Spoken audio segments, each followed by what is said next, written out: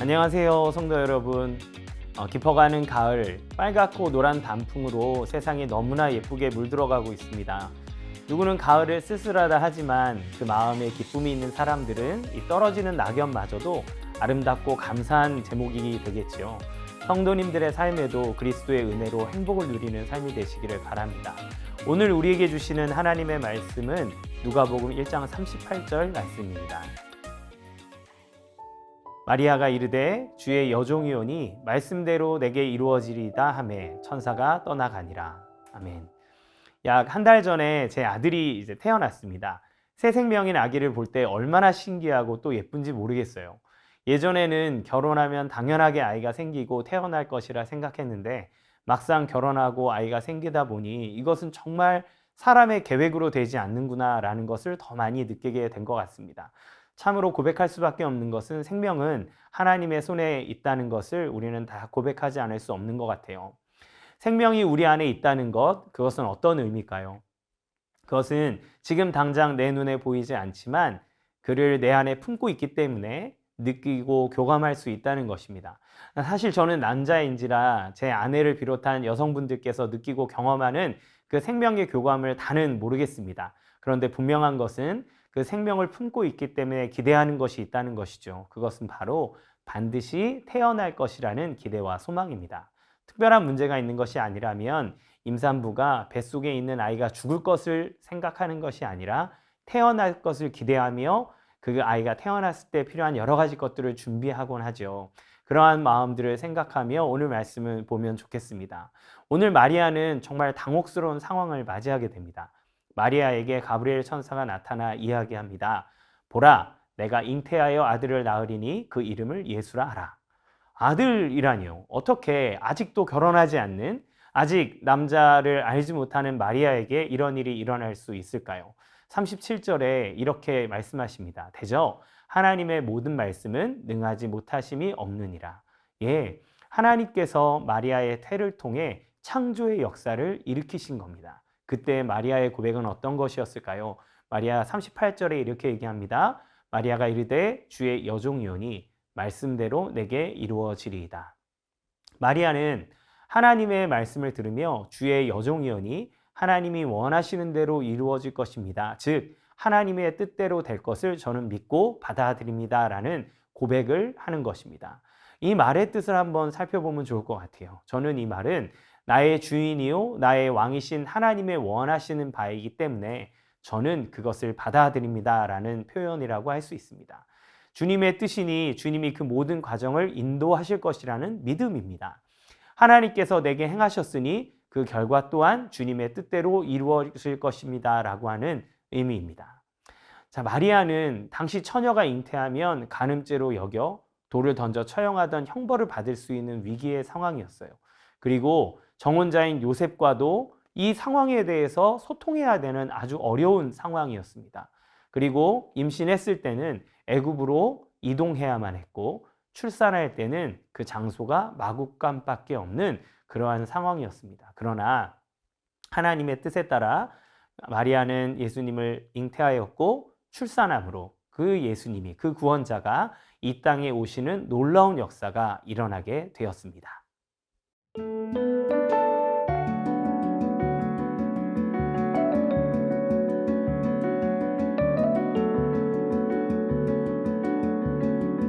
이 말씀은 당연히 예수님이 이 땅에 오신 중요한 사건으로 우리에게 다가옵니다. 하지만 또 다른 측면에서 생명을 주시는 하나님의 섭리를 보게 되기도 합니다. 그 섭리는 무엇일까요? 첫 번째로는 마리아에게 오셨듯 우리에게도 생명을 잉태하라고 하신다는 것입니다.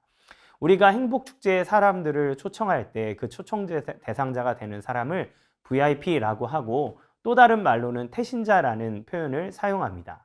이 태신자라는 표현은 마치 임산부가 잉태한 아이를 태아라고 하듯이 아직 예수님을 믿지 않는 불신자를 장차 예수 믿는 신자로 태어나게 하기 위해 마음을 품고 기도하며 교회로 인도하기 위한 그러한 의미입니다. 우리는 마리아와 같이 당황스러운 명령을 받아버렸습니다.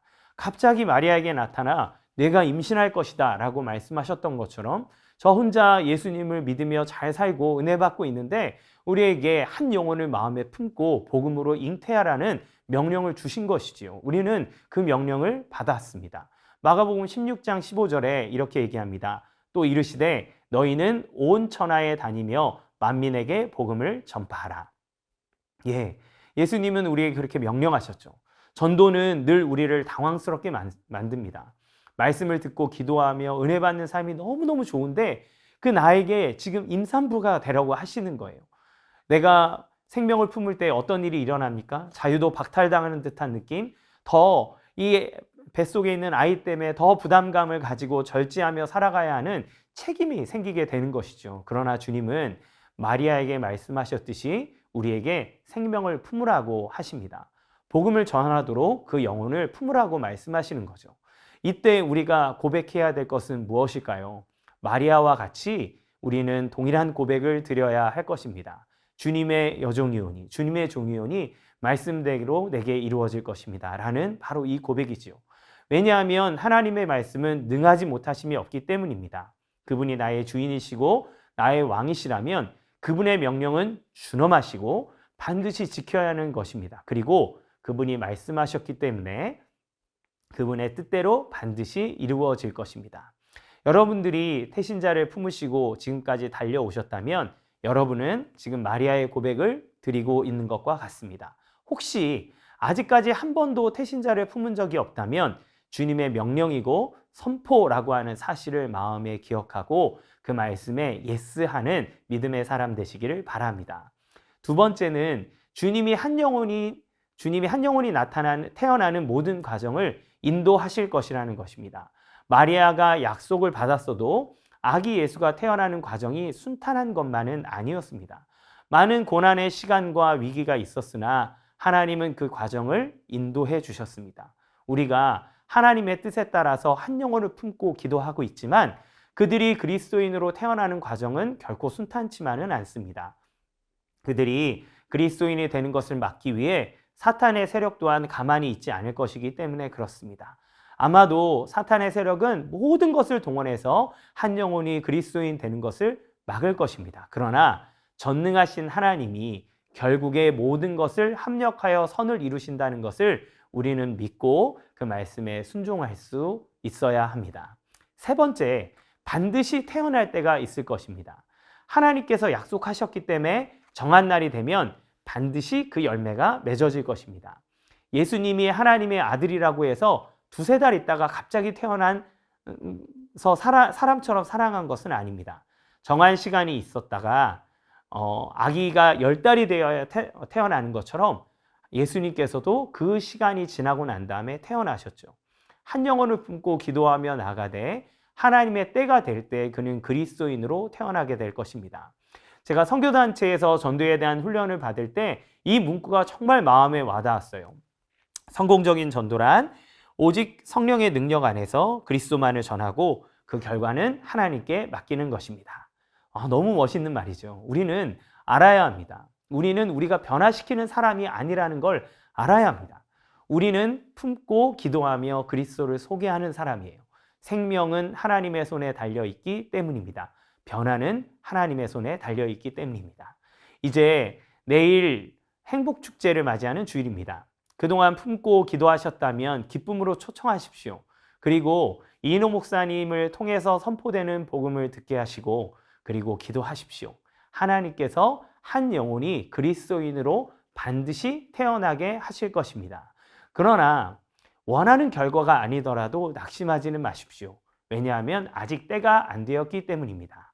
아직 태중에서 10달을 채워야 할 날이 있기 때문입니다.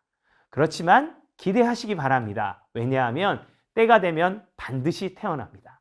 해산의 고통이 있고 우리가 품고 있는 동안 어려운 부분이 있지만 그 생명의 탄생은 모든 것을 다 있게 만들어주는 엄청난 행복과 기쁨을 우리에게 줄 것이기 때문입니다. 이번 행복축제를 통해 여러분이 품은 태신자가 그리스도인으로 새롭게 태어날 수 있도록 기도하십시오. 용기를 가지고 초청하십시오. 그리고 그 결과는 하나님께 맡기십시오. 아마도 놀라운 역사가 일어날 것입니다. 말씀에 대저 하나님의 모든 말씀은 능하지 못하심이 없느니라. 마리아의 고백은 마리아가 이르되 주의 여종이오니 말씀대로 내게 이루어지리이다. 아멘. 이러한 놀라운 은혜가 여러분의 삶 가운데 가득하기를 주님의 이름으로 축원합니다. 이 시간 함께 기도 제목을 가지고 기도하며 나가겠습니다. 첫 번째, 한 영혼을 품으라고 하신 하나님의 명령에 순종하는 삶을 살게 하소서. 두 번째, 하나님께서 이루실 것을 기대하며 기도하고 영혼 구원을 위해 노력하게 하소서. 내일 행복축제에 VIP들이 참석하게 하시고 복음을 듣고 깨달으며 변화되게 하소서. 마지막으로 말씀 전하시는 이인호 목사님을 통해 생생한 복음의 은혜가 흘러가게 하소서. 우리 다 같이 함께 한 영혼을 위해서 복음의 놀라운 능력을 위해서 기도하겠습니다.